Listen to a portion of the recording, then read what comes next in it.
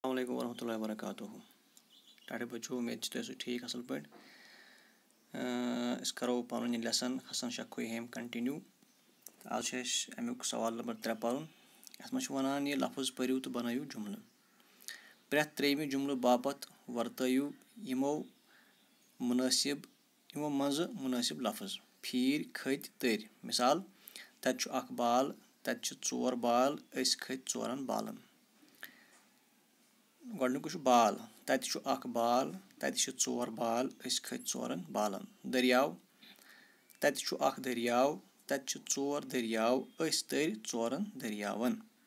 बाग तत अख बाग तत चोर बाग अस फीर चोरन बागन। कदल तत अख कदल तत चोर कदल अस तर चोरन कदलन। बाज़र तत अख बाज़र तत चोर बाज़र अस फीर चोरन बाज़रन। अम पे खाली जाए बरियो। जापान किस बसकीनस वनो जापान। खुयहम किस बसकीनस वनो खुयहम। यूनान किस बसकीनस वनो यूनान। अफगानिस्तान किस बसकीनस वनो अफगान। पाकिस्तान किस बसकीनस वनो पाकिस्तान। राजस्थान किस बसकीनस वनो राजस्थान। मुल्तान किस बसकीनस वनो मुल्तान। पूंचम लफ्ज़ रलवित बनयू जुमल हसन शाह ओस मशहूर तवारीख दान। दोयम बनत लारेंस साहब ओस रच रच काम करान। त्रेयम गो वजीर पन्नू ओस कशीर हुंद गवर्नर।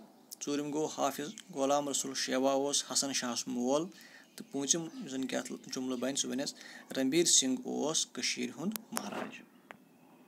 अम पे शेयम यम लफ्ज़ पढ़ो तो लिखियो पढ़ तो पन पत लेखन। लारेंस साहबस ओस असली नाव Walter R Lawrence. Ranbir Singh ओस महाराज गुलाब सिंह नेचू। त्रेयम वजीर पन्नू ओस रणबीर सिंह जमानस मज कशीर हुंद गवर्नर। तो सतम सवालस मज वनान हसन शाह खुयहेम सदिस तवारीखस मुतलिक लिखियो 5 जुमल। अत बारस मज मे यह चीज़ अर्ज कि यह तुंद खतर होम असाइनमेंट यह करो तुम घर पान लेखन कोशिश। उम्मीद कि तुम समझ आमुत। पगह समखो बेस सबकस मज तोतान दियो इजाज़त। अल्लाह हाफिज़।